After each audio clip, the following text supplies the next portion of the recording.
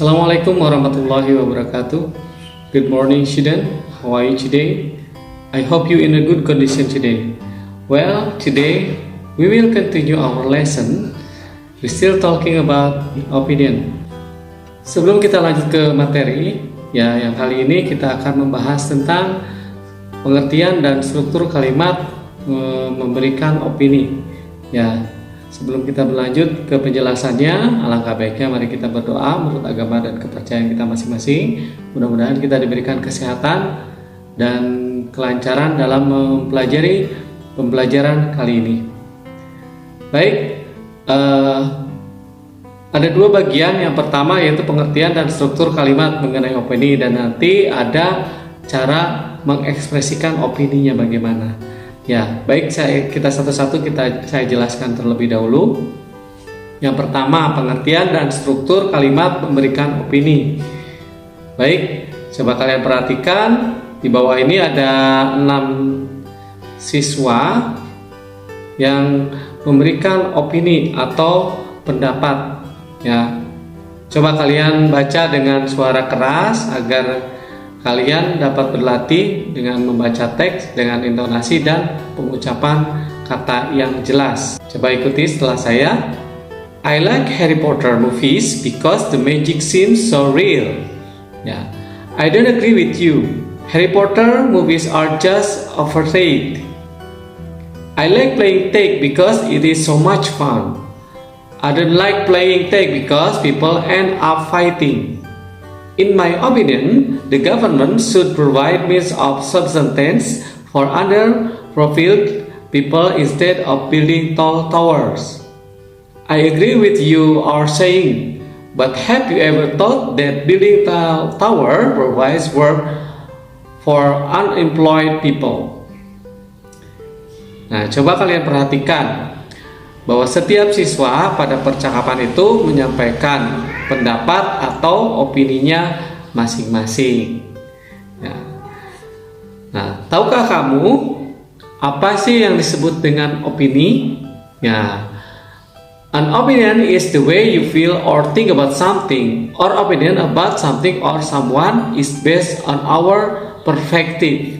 Whenever we give or express our opinion, it is important to give reasoning or an example to support our opinion. Dari deskripsi ini dapat kita simpulkan bahwa opini adalah pendapat seseorang yang didasari oleh perspektif atau sudut pandangnya masing-masing. Sangatlah dianjurkan untuk memberikan opini beserta alasan dan bukti sebagai penguat atas opini yang diberikan. Coba perhatikan struktur kalimat dan ekspresi penyampaian opini berikut ini. Di sini ada dibagi dari 3 bagian. Satu kalimat itu dibagi jadi 3 bagian. Contohnya misalnya, I agree with what you are saying. I don't agree with you. We believe this is not right way to handle things. I reckon this could be right considering the reasons you have provided. I doubt that this is possible. We assume you are blessed this issue. I think you are mistaken. I don't think so. Itu beberapa struktur kalimat ekspresi penyampaian opini. Tahukah kalian bahwa opini itu terbagi menjadi 3 kategori. Yang pertama itu opini yang kuat, yang kedua opini yang sedang, yang ketiga adalah opini yang lemah. Seperti yang namanya, misalnya opini kuat merupakan opini yang memiliki argumen yang kuat, sedangkan opini sedang, opini ini memiliki argumen yang tidak terlalu kuat. Dan sementara itu opini yang lemah merupakan opini yang memiliki argumen yang kurang meyakinkan. Coba supaya kita lebih paham lagi, perhatikan contohnya. Kita mulai dari strong, kuat. Contohnya, I'm absolutely certain that, saya benar-benar yakin bahwa. Yang kedua, I'm convinced that, saya yakin bahwa. Yang ketiga, I strongly believe that, saya yakin percaya bahwa. Yang kedua, ya, medium atau sedang. I believe, saya percaya. I don't doubt that, saya tidak meragukannya. I feel certain that, saya yakin bahwa. My impression is that, kesan menurut saya. Tuh, as I see it, seperti yang saya lihat. It seems to me that, tampaknya bagi saya. Dan yang terakhir, it strikes me that, ini mengejutkan saya. Nah, itu yang medium. Nah, sekarang yang weak, yang ketiga, yaitu weak atau lemah. I think, saya pikir. I don't think, saya tidak berpikir. I fairly certain that, saya cukup yakin bahwa. I'm quite certain that, saya cukup yakin bahwa. I would have thought that, saya akan berpikir bahwa. Nah, itu dia 3 contoh dari 3 pembagian. Nah, sekarang saya berikan contoh dalam pengungkapan pendapat ya atau opini. Ya, ada weak, medium, dan strong. Nih, nah ini dia. Ini saya ambil dari pembelajaran di ruang guru. Ya, mulai dari George. George, what do you think? What do you guys think about these songs? Kata Kate, I don't think it is good song. Kata Linda, it seemed to me that this song is good. Kata Dion, I strongly believe that it is the best songs I ever heard. Nah, apa yang dikatakan oleh Kate itu adalah opini lemah, sedangkan Linda adalah medium dan Dion adalah opini yang strong. Ya, oke. Nah, itulah tadi mengenai pengertian dan struktur kalimat dari opini. Nah, sekarang seperti yang sudah saya sampaikan di awal tadi, kita akan melanjutkan kepada mengekspresikan opini. Nah, berikut adalah bagaimana cara mengekspresikan opini. Nah, di sini ada menjadi bagi 2 ya, ada personal point of view, ada general point of view. Ya.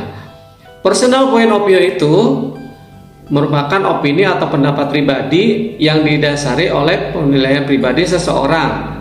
Sedangkan general point of view atau pendapat umum adalah opini yang bersifat umum dan digunakan untuk menghindari pendapat yang bersifat individual.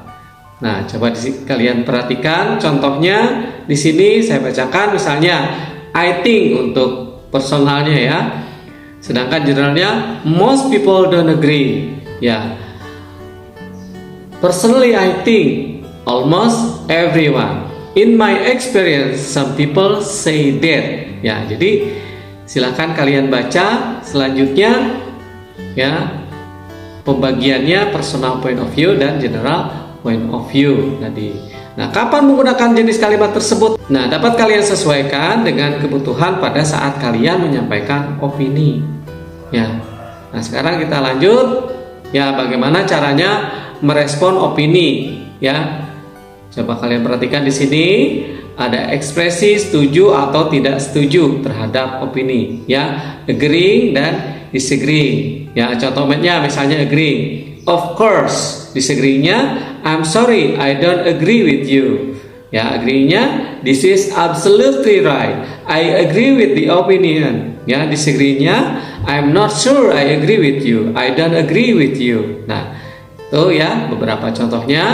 Sisanya coba kalian perhatikan dan pelajari ya, dan coba kalian praktekkan secara sendiri-sendiri atau individual. Nah, selanjutnya ada contoh penggunaan kalimat. Nah, di sini ada opinion, ya, ada pernyataan setuju dan ada pernyataan tidak setuju. Contohnya, saya beri contoh ya, bacakan nomor 1 misalnya.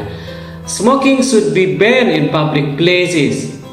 Ya, I totally agree that smoking should be banned in public places. Ya, disagree-nya I'm sorry but I tend to disagree with you on this. Oke, 2, 3, 4 kalian coba baca dan pelajari apa sih. Oke, baik, itu mengenai pembelajaran opini pada hari ini. Nah, seperti biasa di akhir pembelajaran kita akan latihan ya. Nah, tugasnya yaitu Fill in the blank using the opinion expressions given in the box below. Ya, kalian mengerjakan 5 pertanyaan ini dengan mengisi atau memasukkan kata-kata yang di dalam kotak itu ke kalimat-kalimat yang ada di situ. Jadi kalian menyesuaikan. Itu saja. Jangan lupa kerjakan tugasnya. I think it's enough for the lesson today. Thanks for attention and cooperation today. See you on the next meeting. Wassalamualaikum warahmatullahi wabarakatuh.